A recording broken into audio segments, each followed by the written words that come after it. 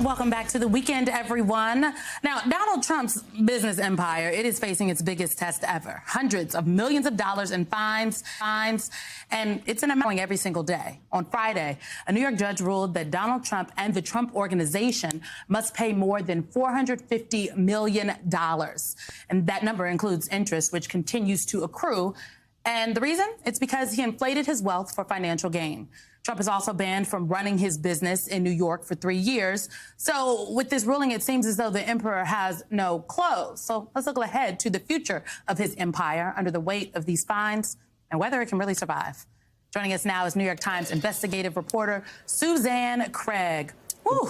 Good morning, Suzanne. I'd like to start with you on a Maggie Haberman tweet that went up noting on Friday, Trump is facing a financial tsunami. There are penalties for the Trump org in the criminal tax fraud case, followed by the E. Jean Carroll judgments now, followed by Engoron. Upcoming are potential judgments in January 6 related lawsuits. This is Trump's new reality. In the midst of all of this, he's raising money and running a race for the presidency. What are you finding in your reporting that the Trump Organization, Trump, those around him are trying to do to get the resources in place? Because these are real numbers he's got to pay out. This is what he's got to pay out now. You've also got potential judgments in the January 6th and other cases to come. What are you seeing them do now to prepare for this tsunami of judgments?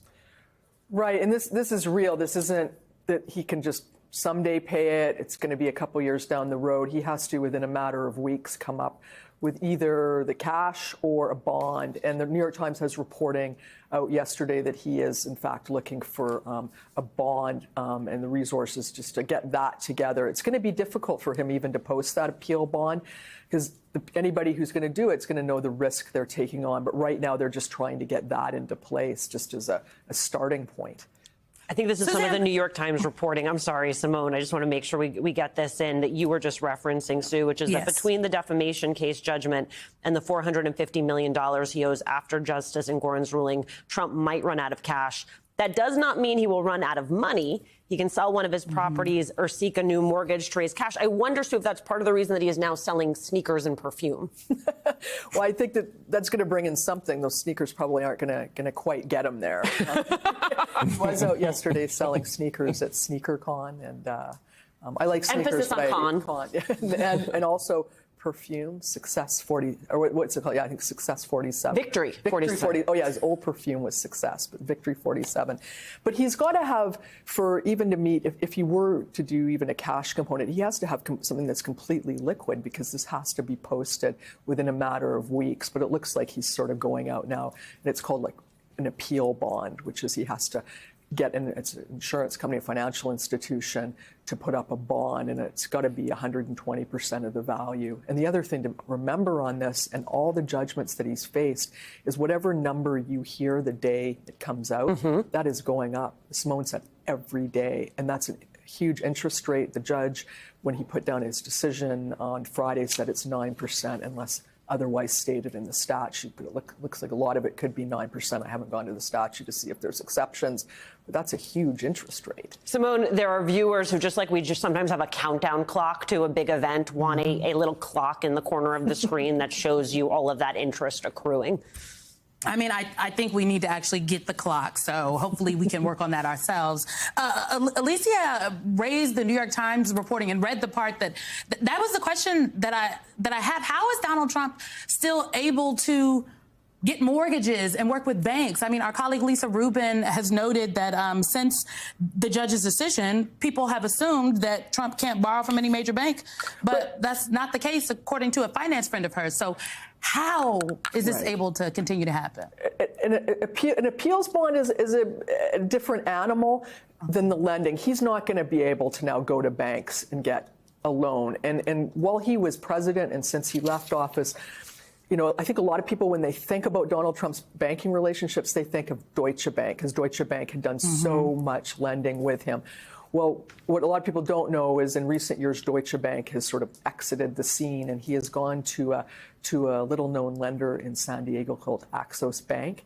The person that runs Axos Bank happens to be Republican. He says for him it wasn't about politics, it was just a financial decision and why he decided to lend to Donald Trump. But Donald Trump has been moving his banking out of the mainstream of New York already.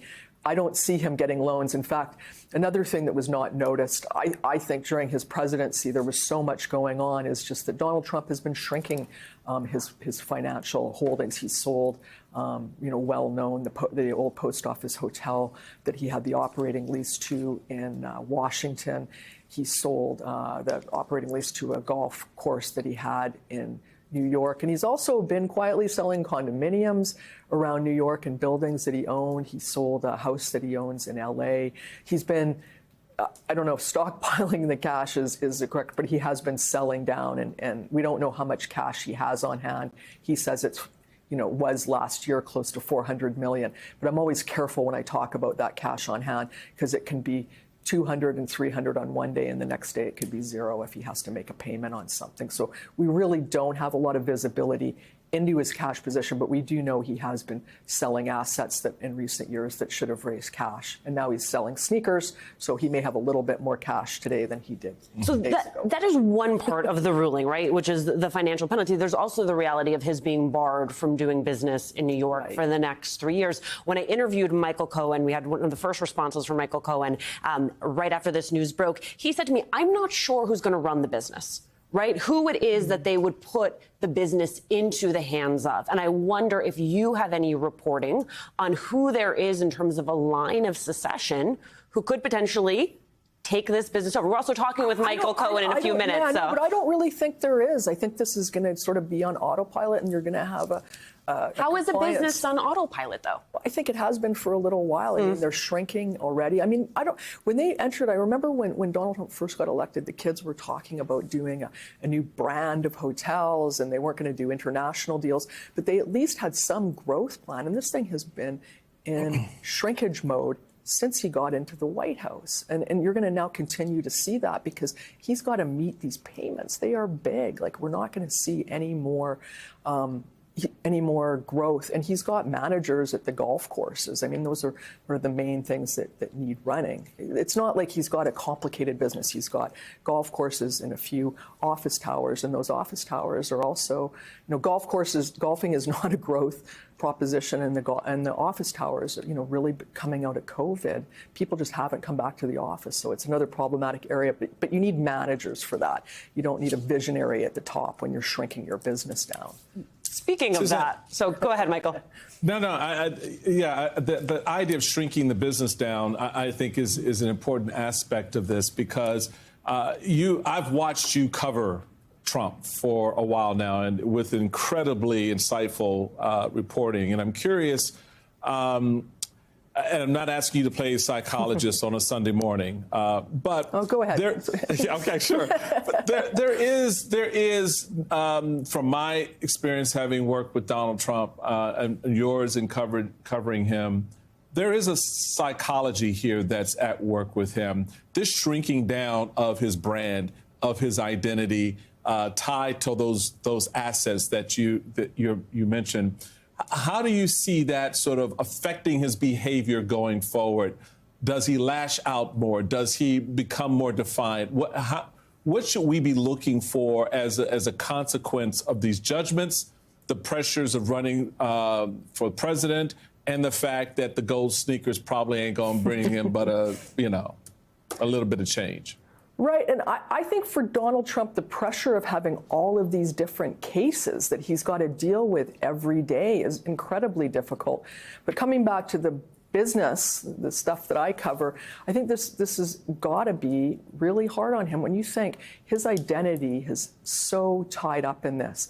And I think about not just in the business, but in the idea that he is a billionaire. Since he's been in his 20s, he has been publicly lying about his net worth. Now I think about that lie as the original lie. I mean, he came into Manhattan in the 70s, bankrolled by his father, and started giving interviews to newspapers, the New York Times, to TV, lying about his wealth. He started appropriating his father's wealth and saying it is his. And he has been doing that for decades. And this is at the heart of him. I don't even think he knows the difference between what he's worth and what he says he's worth. So I think this is really a devastating thing for him on that level. And it is devastating because it's real. He has to put up that bond or put up that money within so many days, or the state of New York can come in and start padlocking Trump Tower. That's real for him. What Suzanne just said, I hope people at home were listening intently.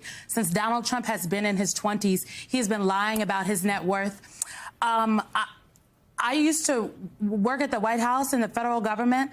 Donald Trump is a national security risk, even more so at this point, just because of this. Because people who are open for, who are cash strapped, if you will, who have lots of financial issues, they are often flagged and not able to receive security clearances because of how they could potentially be manipulated. And Suzanne, I don't know if people are really making that connection. This is about his identity, who he has believed him, who he has propped himself up to be for so many years. But this is not happening in a vacuum, and it is directly connected to the campaign he's running. Right. Yeah, no, and once you're, and now he's looking at a potential, he's going into a criminal trial soon, and if he's convicted, there's additional consequences once you're a felon about what you can do and how you can do business.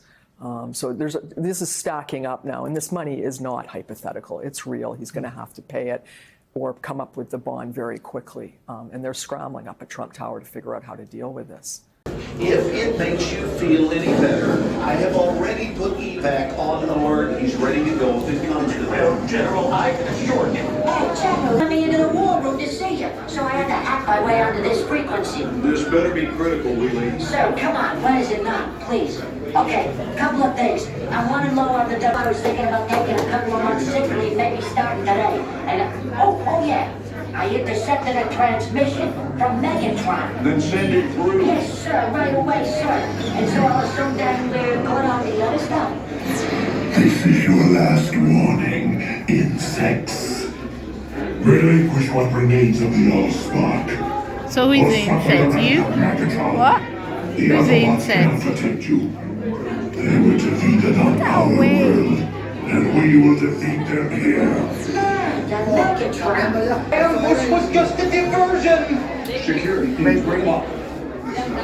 Rabbit, she's already inside. Deeds! Give me an update on that reserve. Boss readiness. What was his name? What was it? Evac, sir. Right, evac.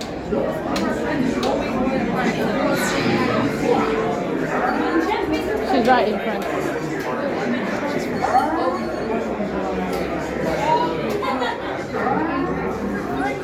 We're facing a heavy sustained attack. They appear to be after the Allspark. General,